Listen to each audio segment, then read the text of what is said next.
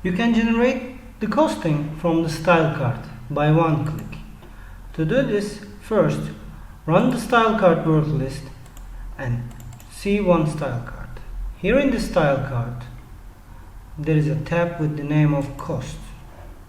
Click on the Issue Style Costing Sheet button.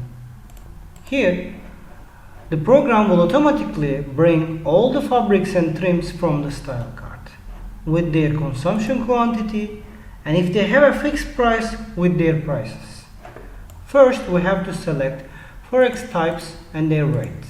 And if we have a quoted price or a target price, we can also select the target prices, Forex, and the target price itself. Here, the prices you can change, or if there is no price, you can add the prices. The labor cost also will appear here automatically from the templates. You can add any other cost here, and the other costs also will appear here from the templates. You can either add another cost or you can change the prices as well. After that, we can add duty, wastage, and general expenses as well. If we have a commission or markup percentage, we can also add, so we will have our final costing.